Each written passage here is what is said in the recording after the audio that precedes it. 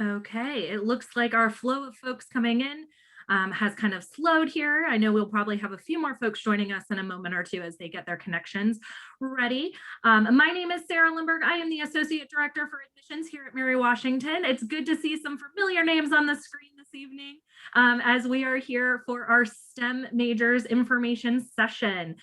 We are currently in a Zoom meeting platform, which means our panelists and faculty members can hear and see you. We are also recording tonight's session. So if you do not want your video on, please keep in mind that we are recording this. Questions can be asked in the chat feature, and I will be moderating questions at the end of our presentation. To start, we are going to have each of our faculty members go through information on their departments and majors that are within that, and then we'll open it up. But as you have questions, go ahead and put them in the chat because I will scan through them and make sure that we are asking them of everyone. So we'll go ahead and get started with Dr. Baker and Biological Sciences. Hi, everybody. I'm going to bring up my PowerPoint here.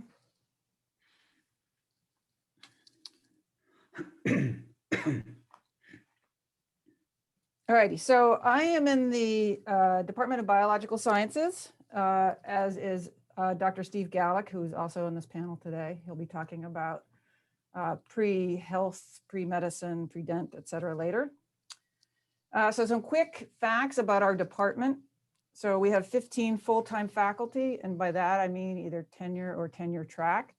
This is not an adjunct-driven department. We do use some adjuncts for introductory courses, but not for any upper-level course. We have about 300 students in the major. That's considering that most freshmen can't declare because they don't have enough credits yet. So we graduate roughly 80 or 90 a year. And within our department, we house 3 different majors, and we'll get to that in a little bit. We teach more than 40 courses, so a pretty diverse set of courses for a small liberal arts university. One thing that distinguishes us is that we teach all of our classes and laboratories. That is, the faculty who's doing the lecture is also seeing you in labs. We do not have graduate teaching assistants, grading, teaching classes, anything like that. So why study biology at University of Mary Washington? Sort of for the same reasons I came here to teach it, because we have a wide variety of courses and programs. We can support a lot of different kinds of students who are interested in different kinds of biology. The other big reason is because we have small classes leading to individual attention, and not just small classes, but it's 15 faculty. I see some students as freshmen. I see them again as juniors. I see them again as seniors. And I like to have that kind of contact with students. We have great facilities, and I'll show you pictures of the newly renovated Jepson, which was expanded a couple years ago. And these facilities lead to fantastic research opportunities. And the faculty here, we all do research, and we all do it with undergraduates. We also have great travel opportunities within the major. And not just the faculty being close to students, but also the students are close to each other. It's a very supportive department. The students are very supportive, and I think you see that across campus. So that's not really just unique to our department. And the other thing is we have successful graduates. So just one of my students just yesterday just told me she just got accepted into the graduate program of her dreams for a PhD program.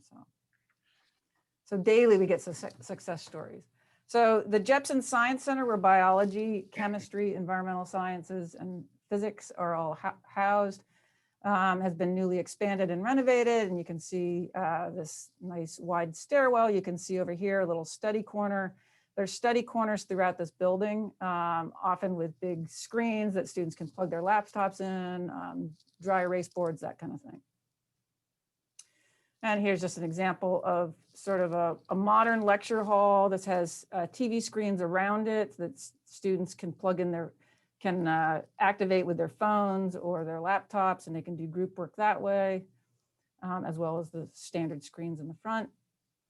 here as an example of a research space for undergraduates. And so a lot of us faculty who do molecular biology research, we work with our students in this space. The students each have designated space and desk space, et cetera. And so, as I was saying, we have a diversity of programs in our major. And so the three majors now are biology, the traditional biology major, the biomedical sciences major, and the conservation biology major. We also support different minors. So there is a biology minor. Sometimes students in psychology will pick up a biology minor. We also have a neuroscience minor that's joint with the psychology department, and environmental sustainability minor, which has some courses out of the humanities as well as courses out of environmental sciences. And so the three majors, so until recently, it was just biology, and students studied biology and they went to medical school and they did work, graduate programs in conservation biology, et cetera. But we decided to sort of make a couple of different majors sort of to track students a little bit better. And there's certain things that are common for all. Everybody needs to take a year of an introductory biology sequence and a year of chemistry. And most of the core classes are the same. These are courses that students take junior or sophomore year for the most part, sometimes junior year. But you can see that biomedical sciences doesn't require the ecology and evolution, and conservation biology doesn't require the cell biology. And so then from there on, all these credits or all these majors are 40 credits. So what's filling up the rest of the credits? For conservation biology, it's somewhat prescribed in that you have to take 2 diversity courses, but I think we have 6 or 7 different diversity courses to pick from. And by diversity courses, I mean something like invertebrate zoology or vertebrate zoology or entomology, et cetera. And then you have to take an upper level ecology course. Again, there's a variety of these courses, 5 different courses that I can think of for that, a GIS course, and some sort of political science, social science course. Similarly, with biomedical sciences, you're filling up your 40 credits with a lot of electives like virology or molecular biology or microbiology or parasitology, et cetera. You also additionally have to take human physiology and do a capstone experience similar to conservation biology. And then the regular biology major, again, it's going to prepare you for the same kind of careers. It just sort of depends on whether you want to take ecology and evolution and whether you want to take the social science course, et cetera. With this, there is a research intensive requirement. We have a series of research intensive courses, or you can do independent study. And all of these majors promote students doing independent study, independent research. And so one of the big things about Mary Washington really is the research opportunities. And this is true across campus, but I like to toot our horn in biology. Again, we have these research intensive classes for juniors and seniors, where a big focus of the course is going to be doing either independent or research with a partner. There's also lots of independent research opportunities. There's something called the Summer Science Institute, which my colleagues also participate in math and computer science. And then there's also honors research. So you are all honors admits and you'll be expected to do some sort of senior research project. And then there's also honors within the major. So you can double dip and do both. And so here's just examples of students working in the research lab. This guy, Fernando, is now doing his master's in public health up at Georgetown. Here's Dr. Lewis, our chair of the department, teaching her virology course, which is a research intensive course. They're working with viruses in the hood. And here's students in a aquatic ecology course, another research intensive course doing work in the field. Here's one of my independent study students who graduated last year. She, like you, was an honors admit, did the honors program and also did honors in biology. She worked in the summer science program with me. She continued her research project through the year. And this is in her junior year, January, presenting at a national meeting down in Florida. And so with the, the capstone for the biomedical sciences, where are you going to do that? Well, we actually have a hospital basically on the other side of the Eagle Village dorms. So a lot of students go over there and work. There's also the Moss-Free Clinic, which is sort of extended on that campus. And there's a dental clinic there, as well as a medical clinic. For the conservation biology major, there's also the opportunity to do a semester at the Smithsonian Mason School of Conservation, which is up in Front Royal. And so there's courses there as well as research opportunities up there. And that is fitting in with the conservation biology major. And this is just examples of the stuff they do. One of the things that they're most famous for is having a captive breeding program for very exotic wildlife. So you get to work on reproductive questions, trying to improve fertility, et cetera. And then we also have some study abroad experiences within the major itself. And so this is a study abroad trip on tropical ecology to Panama. And there's a group of students from last spring, no, the year before, I think. Yeah. And then, and more, those aren't the students, those are the wildlife. And then also the Galapagos, which is also currently a spring break trip. This was last year. They returned to the pandemic. And this is just the most famous species down there, the blue-footed booby. They also get to swim and see turtles, etc. And I guess that's my PowerPoint for now. So hang on to your questions till the end of all the presentations. Yeah, you guys can go ahead and put them in the chat. I did get a message from someone that they were having issues with that. So if somebody wants to test a question in the chat for me, that would be great, because I think I fixed the setting. And we'll go ahead and turn it over to Dr. Gallick, who's going to discuss more about pre-health at Mary Wash. Okay, Diane, will you? Yeah, there you go.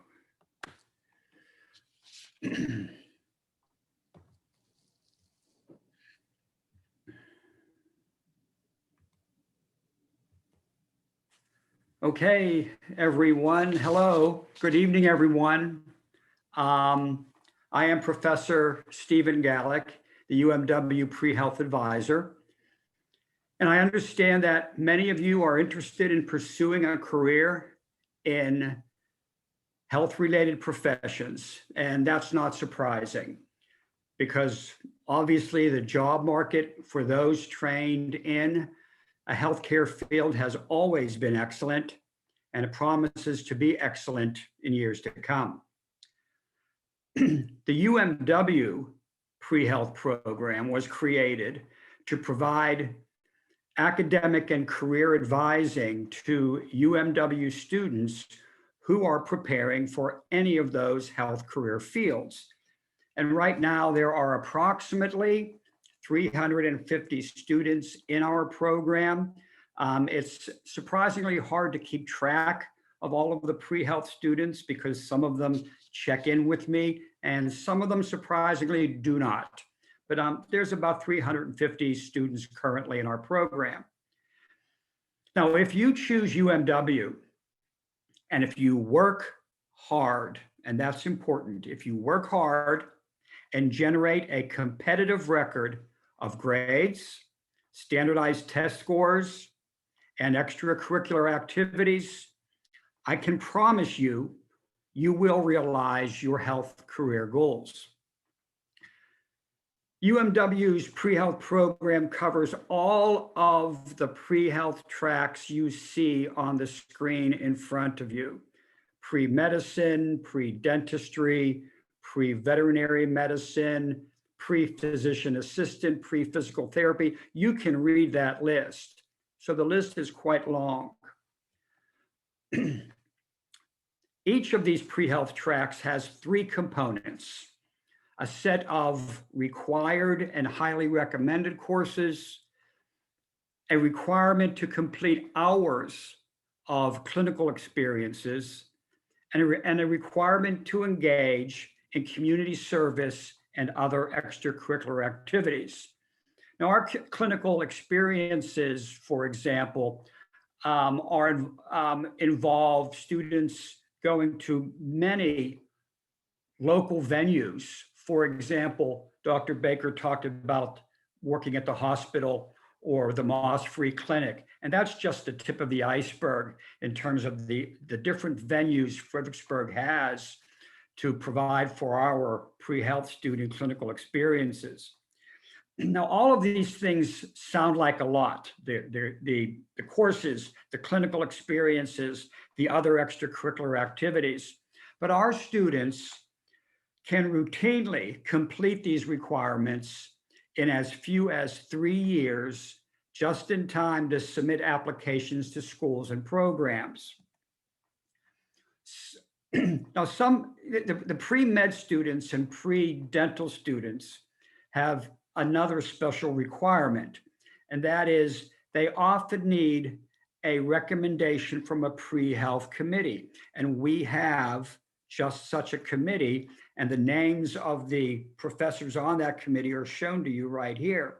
This committee provides our pre-med and pre-dental students with the committee-based recommendations that their application usually requires.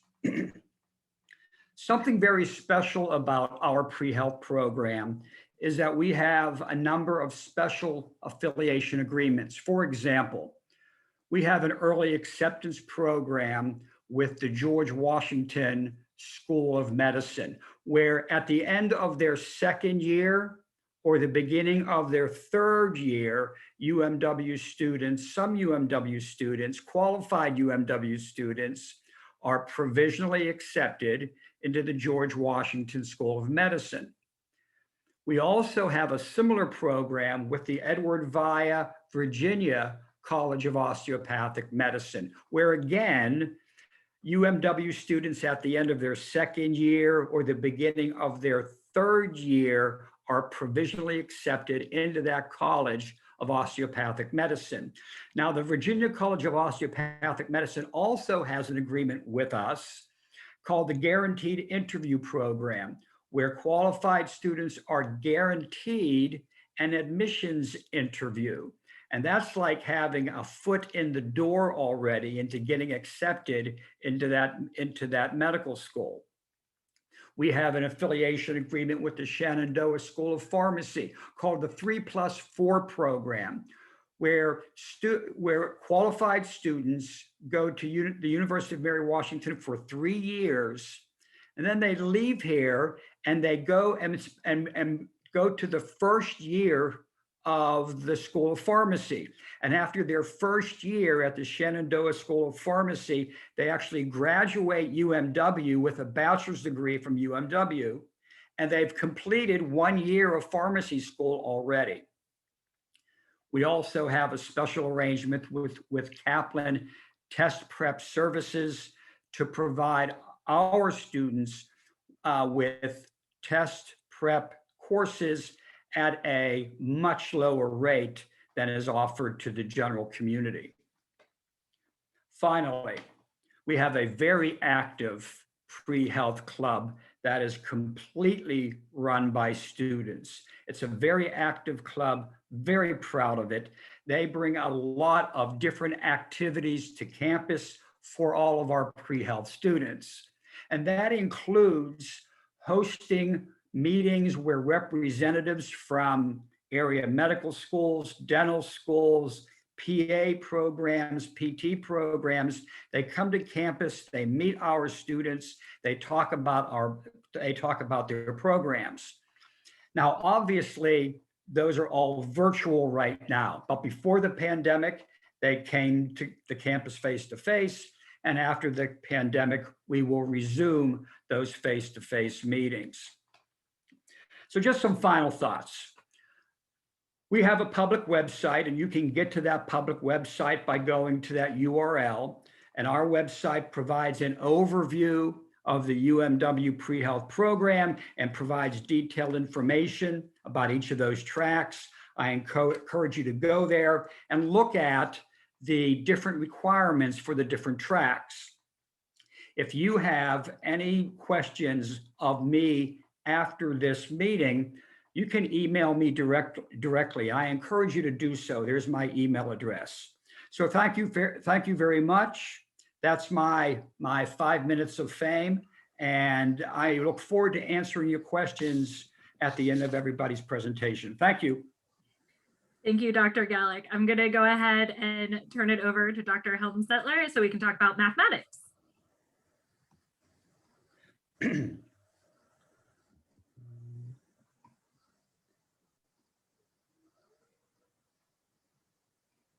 Okay. Well, welcome everybody. Thanks for showing up. We'd rather have you on campus physically, but we can't right now, so this is what I have to do.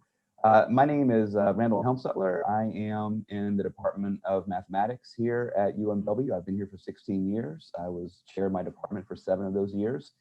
And I just want to tell you a bit about our department and its curriculum and its culture, and tell you why it's a great place to study mathematics. So one great thing about my department is variety. I think for a university our size and a department our size, we have a wide range of course offerings. We have courses in pure mathematics, which is sort of the classical theoretical side of mathematics, applied mathematics, which is the mathematics of simulation and modeling and engineering, and plenty of statistics courses.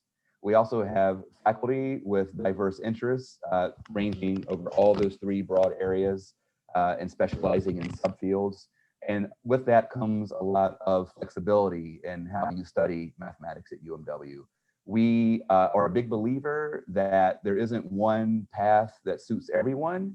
And so we have crafted our curriculum and our majors and minors to be a little bit customizable. So you can study the sort of mathematics that you want to study, and thinking about what you want to do with it after Mary Wash. Do you want to work as an analyst and do engineering mathematics, then you might want to take more applied courses. Do you want to be a theoretical mathematician and go to graduate school, then maybe you'll take more of those courses. But all those things count in the major. We also greatly emphasize communication skills. We have many courses that are both writing intensive and speaking intensive at the upper and the lower level.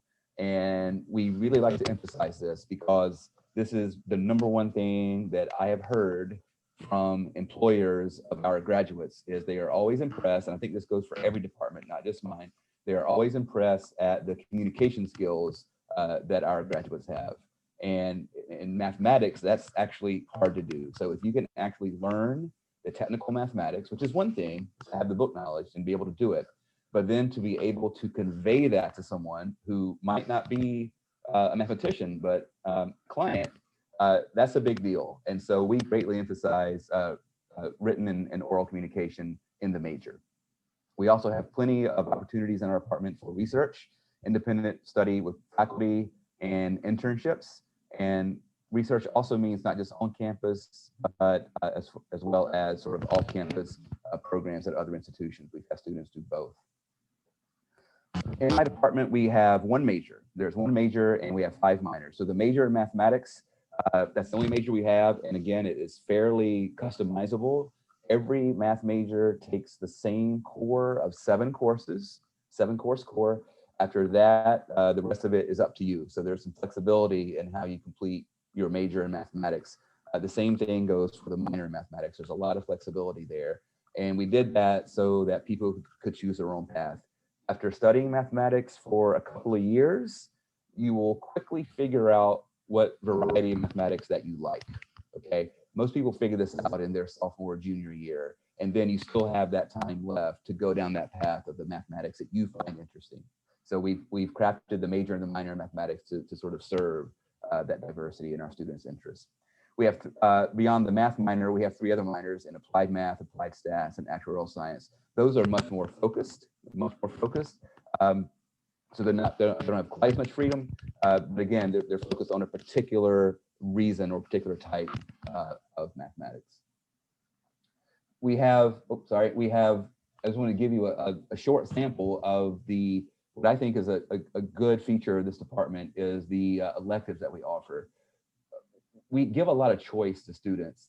We are a department of 12 faculty and 70 majors. So 12 faculty and 70 majors. And we are able to offer beyond the required courses, 3 or 4 electives in the major every semester. So we have enough majors that allows us to give courses, and this is just a list of things that have run recently, and this is not the complete list. So we consistently run courses that are elective and at your choice every semester, and you can take what you find interesting. We want people to take what they find interesting, and make sure that every semester we run some courses in pure mathematics, we run some stats courses, and we run some applied math courses. So you always have that choice. Our students are very active in research. One of the greatest things about Mary Wash is the Jepson Summer Science Institute. We participate every single year. Students can also do independent studies with professors. This is very popular in the math department. A lot of people, a lot of our math majors are involved in independent studies with faculty. We also have the option to complete honors in the department, honors in mathematics. We have about, I would say, anywhere from 5 to 8 honors graduates per year. And a lot of those are also in the university honors program. And we've had plenty of students also get admitted to external research programs, including the famous Budapest mathematics semester, which is very hard to get into. We've sent 2 students there. But we have students that go abroad and also stay in the US, at least pre-pandemic, to do external research. So all these opportunities are available, and have a consistent record of people doing these things and being quite happy after their time at Mary Wash. So after Mary Wash, we've had students go to really good graduate programs, both for master's degrees and PhDs. One of my former research students is actually finishing his PhD in mathematics this year at UVA. We've had a lot of students go into work in the region, sort of as government contractors, Department of Defense, EPA, FBI, NOAA, and so forth. And we've had a lot of students go into public and private secondary education, which I think is incredibly important, especially in this day and age. We have a really good education program, and we synchronize everything so that the education program can be completed with the math major at the same time. I think that's all I have. I'll turn it over to Ian to talk about computer science, but I did want to say, if you ever have any questions about anything, you can always find me. Again, I'm Randall Helmsetler. You can find me on the webpage in the math department. I'm happy to chat with you with whatever you need. Awesome. Thank you so much. And Dr. Fedlacin, last but not least, turn it over to you. All right, let me see. Are my slides showing? Right My now, slide- it's not the slideshow view. It's just your regular view. Okay, I'm gonna try one more time. I haven't done this with PowerPoint. Yeah, there you go. Is it? Unless you've got split screens. No, is that better now? No. Are you using No. 2 screens? No. Huh. I Interesting. don't normally use PowerPoint. Well, Bottom right hand corner, there's a play button, a screen, Yep, try that one. See if that one works. uh, Man, we're just running into some technical difficulties. I mean, if you want to scroll through them, we can still yeah. see them. Does it work now? No. No? Okay, well, I'll just scroll through them then, that's fine. We're also kind of low for time, so I'll try to keep this semi-brief. But my name is Dr. Ian Fedlacin. I'm the chair of the computer science department here at UMW, and I've been here for 8 years. So I'm going to talk about computer science. And in our computer science department, we actually have sort of 3 different subjects that we teach. The first being computer science, which we have a major and a minor for.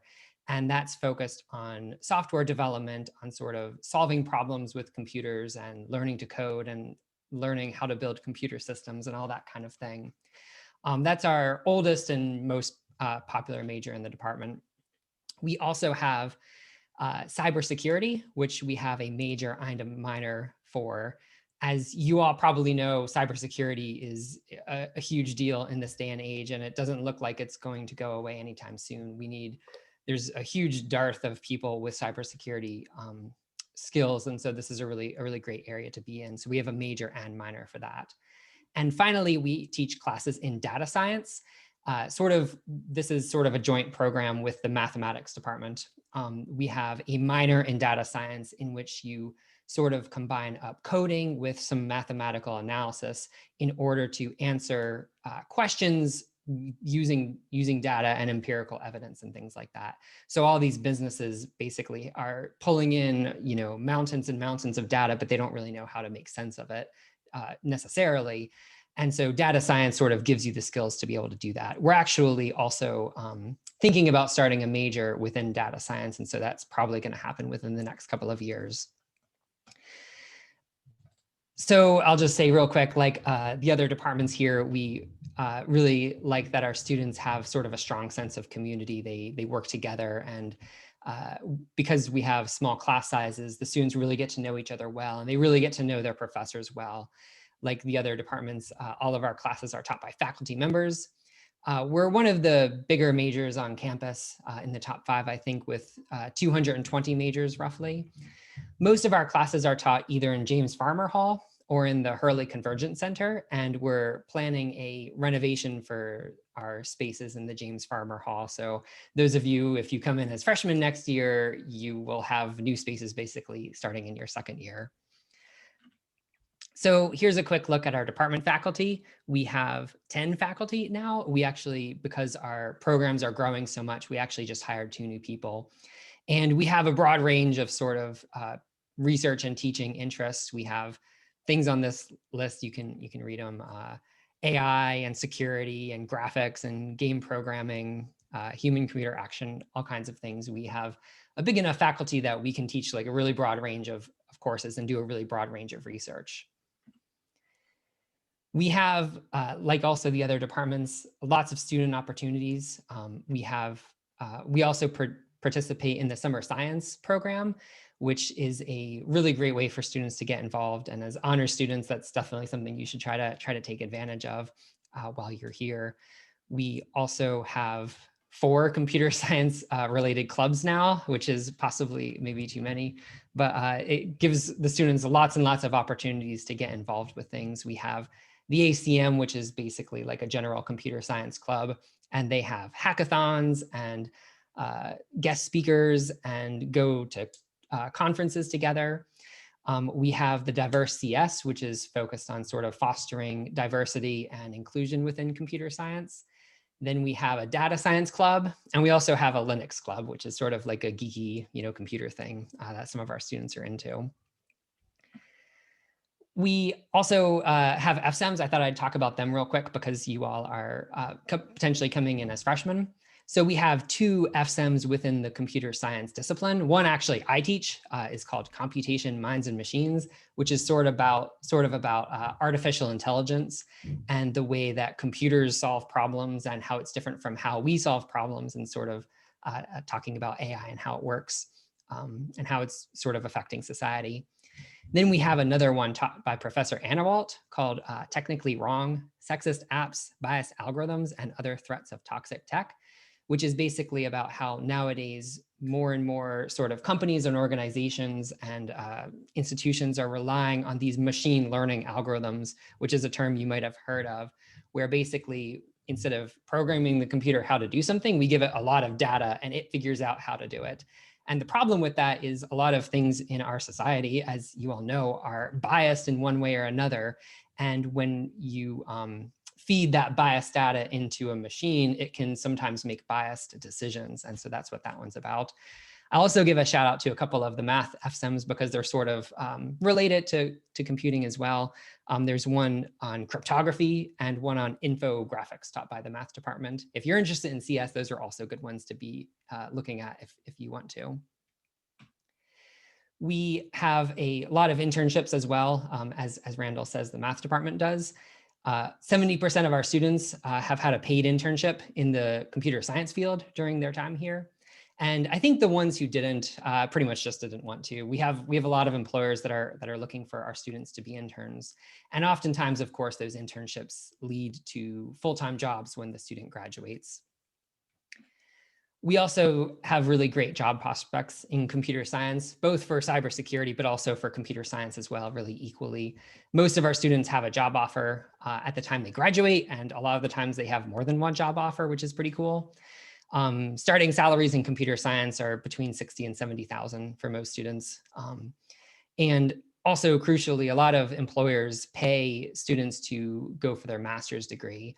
So some of our students go for a graduate degree right out of computer science, but it's actually kind of more common to work and then have your employer pay for you to do it sort of part-time, which is a thing that a lot of our employers in the region will do.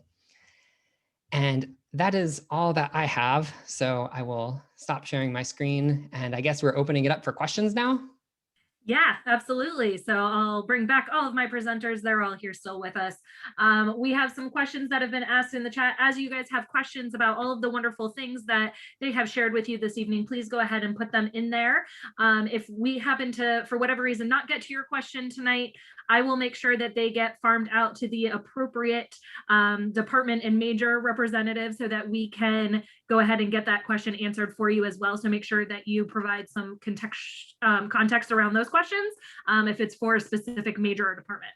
The first question that I see in the chat was asked about research opportunities, and each of you have kind of discussed this a little bit, but they're very interested about opportunities for freshmen and sophomores. So if you could touch on that for each of you guys, for each discipline, that would be great. So I'll go ahead and start first. So I often take freshmen in their second semester, basically because I meet freshmen in their first semester in my Gen Bio class, introductory biology class. So I often take freshmen and sophomores, and we have what's called URES, undergraduate research, URES, and that's for anybody on campus. It doesn't count in a major, but you can do research that's not necessarily independent research. You're either helping a faculty with their research, or the way I do it, they're often helping seniors with their research project. So it gets them into the lab, in my case, and gets them trained up and kind of exposes them to the other research that's going on in the department as far as where they want to go in their future years. And some students have stayed with me from their freshman year all 4 years. And other people, you know, I get them into somebody else's lab because it's a better fit, or, you know, or they even change departments, they become chemistry majors and they start doing research there. But it's a good research experience, and it's for credit, you know, it's a graded credit. And so it's generally, you know, fun and a new way to learn. Great. Anyone else want to add in on how they incorporate freshmen and sophomores into research in their departments? Yeah, I'll say for computer science, usually when a faculty member is looking for a student to work with, it's not so much about what level they're at, you know, year-wise, but more like if they have programming background. So if you come in as a freshman and you take programming your first semester and second semester, there's definitely no reason you couldn't work with someone that first summer after your freshman year. That's sort of, it's definitely happened before.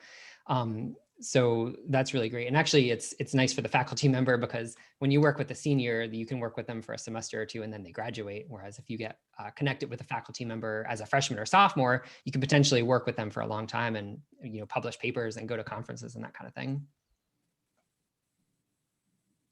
Okay, awesome. All right. Yeah. I can just add that in our department, it's we've definitely had first years and sophomores involved in research, especially in the URES 197 program. What we see at that level is usually a lot of sort of data analysis or statistical consulting sort of research projects for community partners. And then as you learn more mathematics, by the time you're in your second or third year, you might take on a more serious sort of traditional mathematical research project. But there's definitely something to do. We've never turned someone away. We can find something interesting for anyone to do. Awesome. Our next question is going to be for Dr. Gallick. What percentage of pre-med students matriculate with to med schools outside of the GW program? Students who have a competitive record. And that competitive record is defined as having a GPA certainly above a 3.5. And that is dependent on the school you're applying to.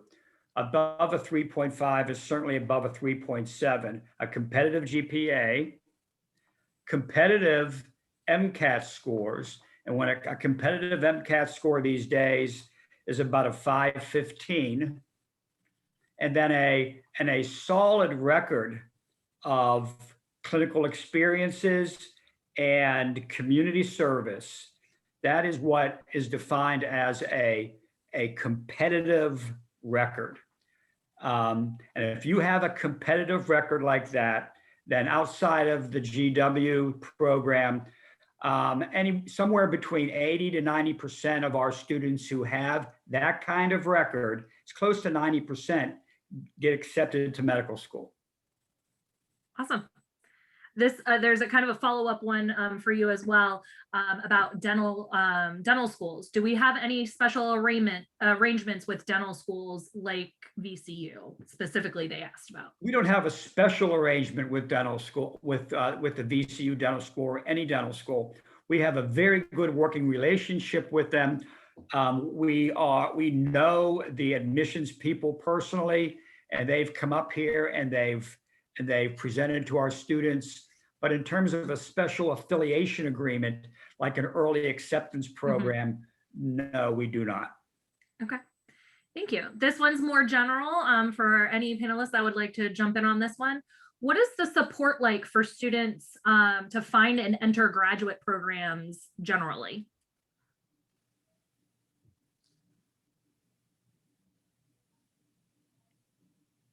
I'll say something just generally. I think it's going to be departmental.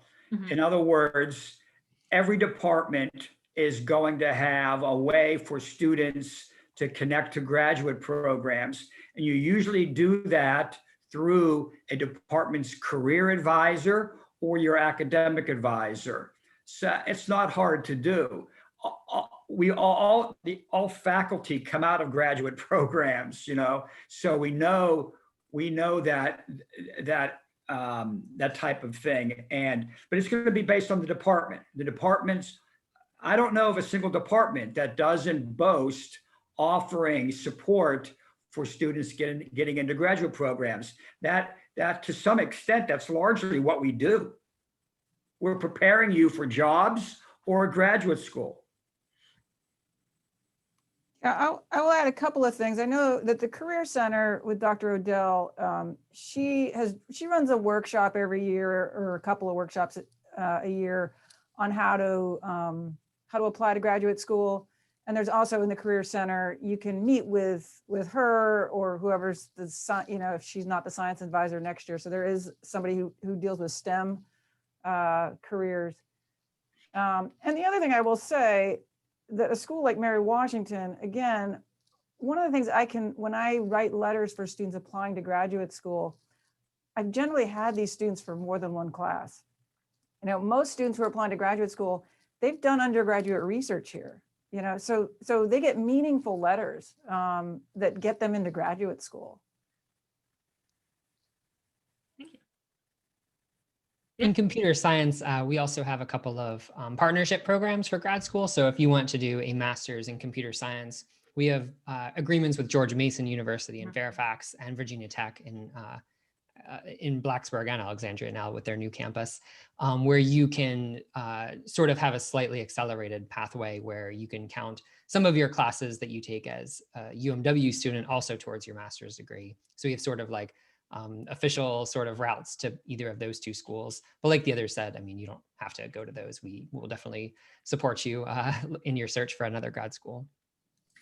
So definitely what I'm hearing is the support is there, and start with your academic advisor and start that conversation early and often about grad school if it's something that you're interested in. All right. There was a quick question in here that I can answer. It was a question about a physics presentation. We've had the physics department present a couple of times, and I believe they might be presenting again in April. So Carter, I'll get you that information. Dr. Fedlacin, the Linux group, you've gotten some couple of comments about that club and that they love it and it's not geeky. So I'm just gonna throw that out there for you.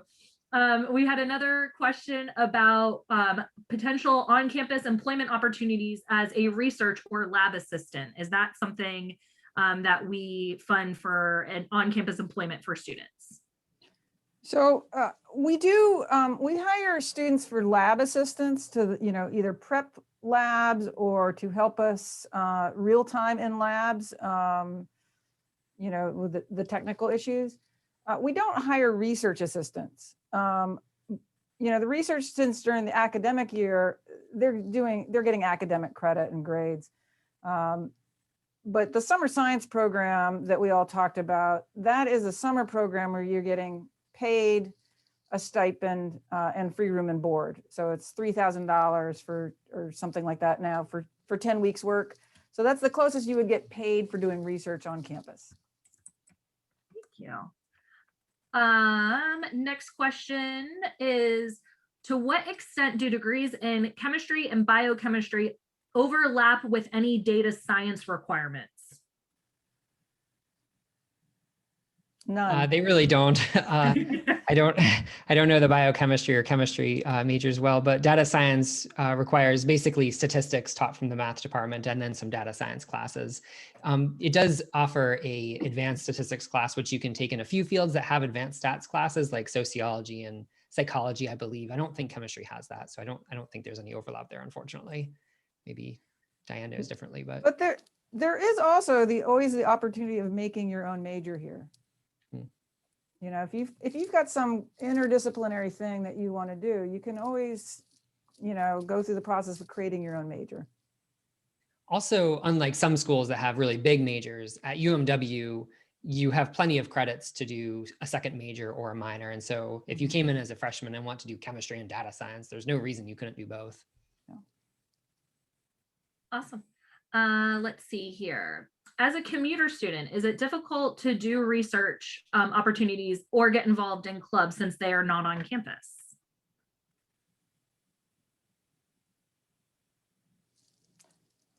Certainly not for research. It's not a problem at all. I can take a lot of us part. actually try to find people who are commuters who are local, because they're also around when students are gone. So there's certainly nothing wrong with that. I don't know about club. It sort of just depends on what your course schedule is and when the club meets and how easy it is for you to go back and forth, I suppose. Well, I will address the issue of clubs just because I know what's going on with the pre-health club. But, post-pandemic, when everybody's allowed back on campus, you're going to find club meetings in the evenings, either starting at 5, starting at 6, sometimes starting at 7. So if you are a commuting student and you want to be able to participate, you're going to need to be able to either come back to campus or stay on campus late. And I know quite a few commuting students, and before the pandemic, they had no problem getting involved in clubs.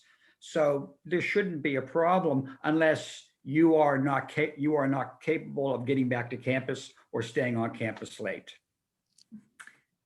I would definitely agree with that. I've talked with some commuting students before, and they say, yes, I commute back and forth to stay at home, but I'm on campus at 8 a.m. for my first class, and I don't get home most nights until 7 or 8 p.m. because I'm staying for club meetings or group meetings and projects and things like that. So they are still spending a full day on campus. Right. And we do have resources for those students in a commuter lounge on campus. So you can, have a locker type space and a place to hang out in between different things. If you need some downtime, of course, there's the HCC in the library as well, but there's also a dedicated commuter student space too. So yes, you can definitely get involved that way.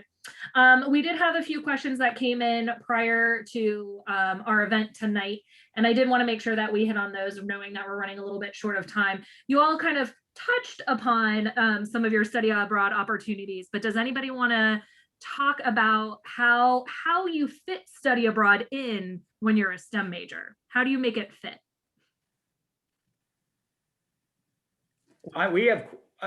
We have quite a few. I know quite a few students who study abroad as a science major and as a pre-health student. I don't see there ever being a problem. We have a very, very strong study abroad office that can help students arrange for such things.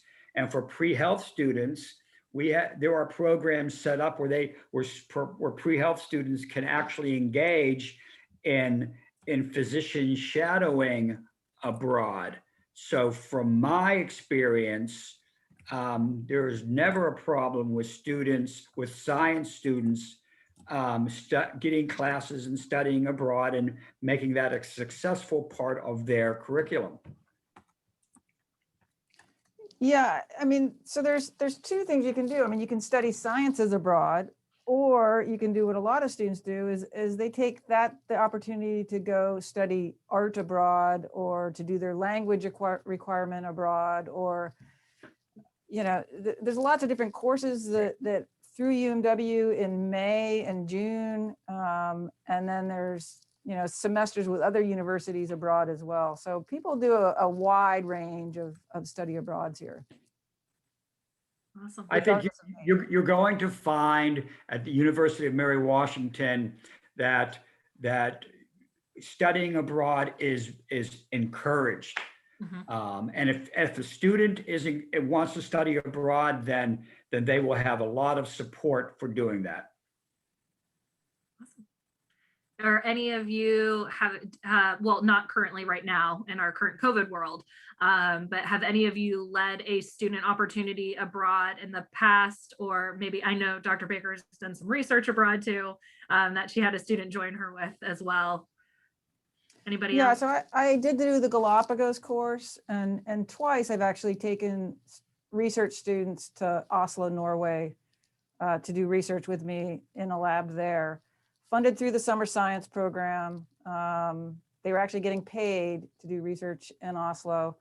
And one of them has parlayed that into, she got a Fulbright fellowship to return to do research for the next year. So Did she make it over there now? Oslo's still in lockdown, but Okay. it's like everything's ready to go as soon as they say she can go. opens the gates. Yeah. Okay. Yeah, her name is now on the door of her office, so I got a picture. Oh, they're really ready for her. They're ready, and yeah. So she's on a bit of a delay, but she'll get there and she'll still get her full year, right? Yeah, I think so. Yeah. Okay. Awesome. Very good. Okay, we've caught up with the questions in the chat. The other questions that were asked event tonight have been answered through presentations and other questions that were asked. So go ahead and put those last minute questions in the chat if you have anything. We've got a few more minutes here. Yeah, Dr. Baker. I see one question there that's about a double major and a non-STEM and going for pre-med or something. Oh, I'm sorry, I missed that one. And yeah, Dr. Baker. We do have plenty of those, you know, either double major. I know one who's an econ, he's an econ major and he's thinking about doing the biology major as well because he's pre-med. We get a lot of students who either minor or double major in Spanish while they're doing their biology. We've had, you know, there's a lot of psych majors. There was a student recently from psychology department who's accepted to the GW program. So there's, you know, it's not that hard. It's just that you still have those pre-medical requirements, which is why most pre-meds end up majoring in biology or biomedical sciences or chemistry. Let me address that, please. Yes. A lot of students think that you have to major in a science to be a successful applicant for medical school or any pre-health track, and that is absolutely not true. In fact, if you study biology or biomedical science or chemistry or biochemistry or physics, any of those life science related sciences, your transcript all those transcripts look the same. It's when you move away from those, perhaps study computer science, perhaps study math, or perhaps study psychology or history or music, that is when your transcript really stands out. And if you are a bright student, you can still get all of the science courses you need to get into medical school. You can incorporate those into a music major, no problem, and get accepted to medical school. You can major in anything you want in any of those pre-health tracks and get into those schools successfully. So I think one thing the university encourages of its students that when they come into the university is open your mind up to other majors. End of rant. All right. Awesome. Well, I don't see any other questions in the chat, so I want to thank everyone for being here this evening. If you didn't get your question asked, you can always email or your question answered. You can always email admit@umw.edu, and the admissions office will make sure that your questions are sent out to the appropriate faculty members to get some answers. So with that, we hope that you will join us for Destination UMW on March 20th. That will be a virtual event from 10 a.m. to 1 p.m. That is our next one coming up, I believe. And other than that, we hope you have a great night. And thank you again to our faculty members. I know you've had a long day of teaching and research, and now you've spent some additional time with us. So thank you so much. All righty. Thank Hope you. to see, Thank you. hope to see your Everyone. faces Thank next you. year, guys. Bye-bye.